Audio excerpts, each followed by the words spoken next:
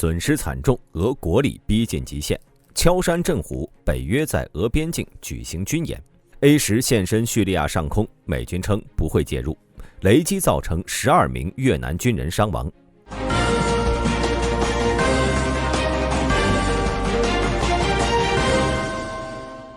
2024年12月5号，英国国防部发布的最新报告显示，俄罗斯在乌克兰西部顿涅茨克地区的战斗中正遭遇前所未有的人力损失。这些损失不仅影响了俄罗斯的军事行动，更给俄罗斯的经济带来了持续性的严重压力。报告指出，2024年11月，俄军的平均日伤亡人数已经达到创纪录的1523人。而11月28号，俄军队单日伤亡人数首次突破2000人大关。根据英国国防部的数据显示，11月俄罗斯的总伤亡人数达到了45690人，这是俄军队连续第5个月伤亡人数增加的情况。与此同时，战争研究所也观察到，俄军队在11月的战斗中虽然成功推进了约839平方公里的领土，但每平方公里的代价呢却极其沉重。俄罗斯军队为此付出了接近125800人的伤亡，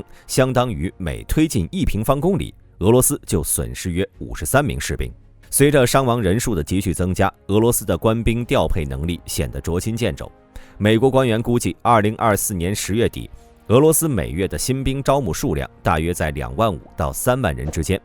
然而，乌克兰军事观察家佩特罗·切尔尼克表示，如果俄罗斯希望保持当前伤亡率的情况下继续推进东部战线，俄罗斯每月的招募人数至少需要增加到5万人，这比当前的招募人数还要高出不少。然而，切尔尼克的观点也揭示了一个严峻现实，即使俄罗斯提高了兵员招募速度，仍然远远无法弥补持续增加的伤亡人数。2024年9月到11月的这3个月里，俄罗斯军队经历了显著的伤亡，而这些牺牲并未换来足够的战略进展。俄罗斯的兵员资源显然难以长期支撑这一高强度的战斗需求，特别是在经济压力不断加大的背景下。俄罗斯的劳动力市场目前正面临前所未有的紧张局面。随着军队伤亡人数的激增，俄罗斯国内劳动力的供应问题日益严峻。尽管俄罗斯政府试图通过招募更多士兵来弥补战斗中的人力损失，但这些新兵的补充并不足以弥补日益加剧的伤亡。与此同时，俄罗斯的经济也面临巨大压力，国内劳动力的短缺、通货膨胀的上升，令俄罗斯政府的处境更加困难。士兵们既可以在乌克兰前线为俄罗斯出征，也可以留在国内工作支持经济，但两者是不可兼得的。因此，克里姆林宫必须在经济和军事需求之间做出艰难的选择。持续加剧的战斗将进一步恶化俄罗斯的劳动力短缺和经济困境。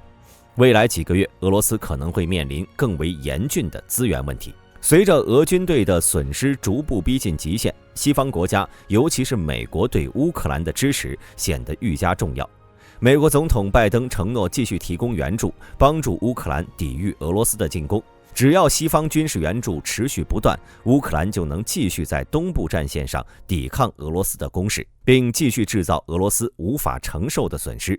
这不仅关乎乌克兰的未来，也关乎俄罗斯是否能在长期的战争中维持其军事和经济的可持续性。面对持续的战争和内外压力，俄罗斯的未来可能并不如克里姆林宫所希望的那样光明。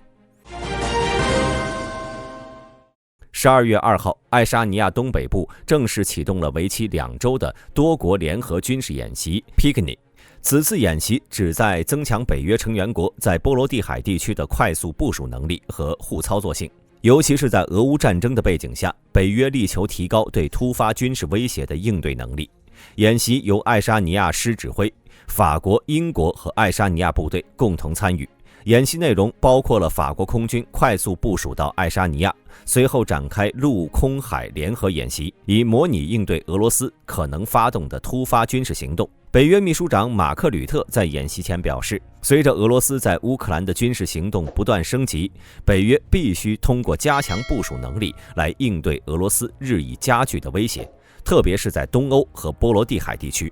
Picnic 演习的目标之一是强化多国部队在实战环境中的协同作战能力，模拟应急情况下如何快速地将支援部队部署到冲突地区，并且展开联合行动。演习将分为2周进行，前一周集中在爱沙尼亚东北部的多区域部署和合作，后一周则将在希尔加拉训练场进行实弹演练。近2000名来自爱沙尼亚、拉脱维亚、美国、法国和英国的军人参与了这次演习。这次演习不仅是北约对自身防御能力的检验，也是对俄乌战争背景下快速响应机制的实战模拟。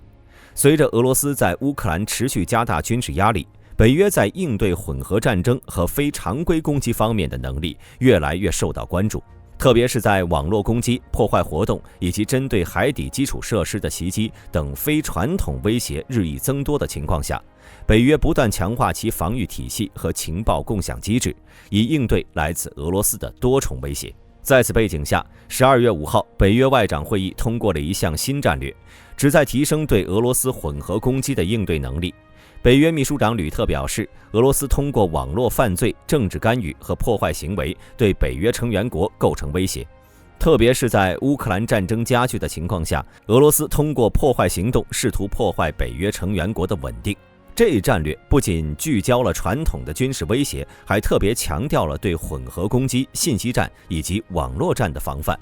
随着乌克兰战争的延续，北约的防御措施越来越侧重于如何应对由俄罗斯发起的非常规战争，包括海底基础设施的破坏、间谍活动和影响行动等。北约表示，虽然应对这些威胁的报复措施较为复杂，但通过情报共享和合作，北约成员国将增强应对这些新型威胁的能力。总的来看， Picnic 演习与北约新的防御战略相互呼应，体现了北约在俄乌战争冲击下加速提高防卫能力，增强成员国之间协同作战的决心。随着俄罗斯对北约的敌对行为持续升级，北约将不断加强快速反应部队的训练和部署，以确保来自应对东部的任何突发威胁。最近，美军的 A-10雷电攻击机被发现飞往叙利亚东部，这一现象引发了关于这些飞机是否参与支持叙利亚反政府武装的猜测。随着反叛力量的推进，威胁到了阿萨德政权的安全。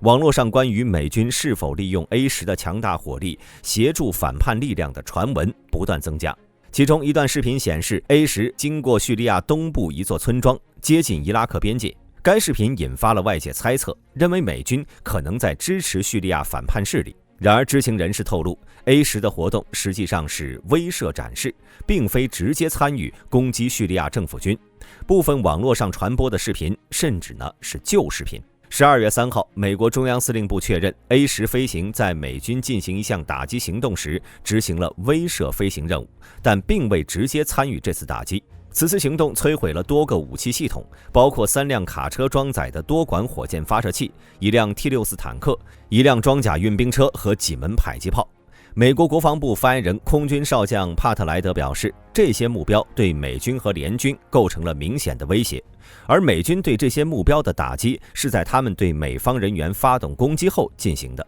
莱德强调，打击行动没有导致美军人员伤亡，也并未对基础设施造成损害。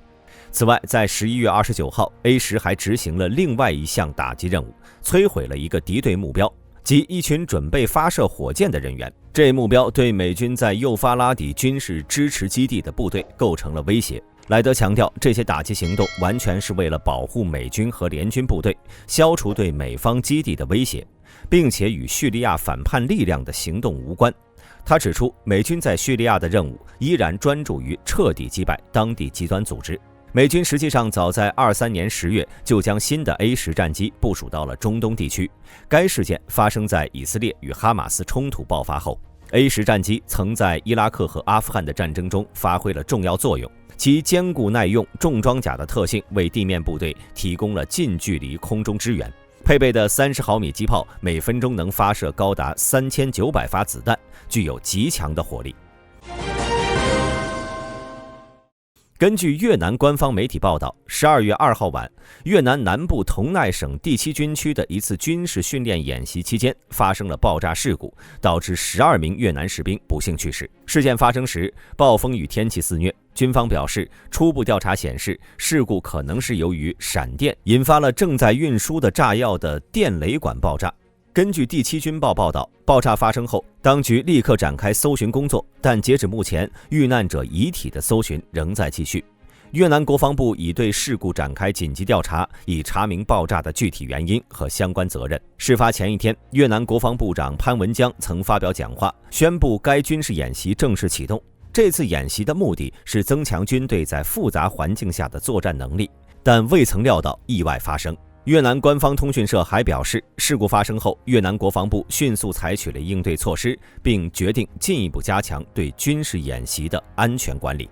本期视频到此结束，欢迎各位在评论区留言讨论。我是大兵，我们下期再见。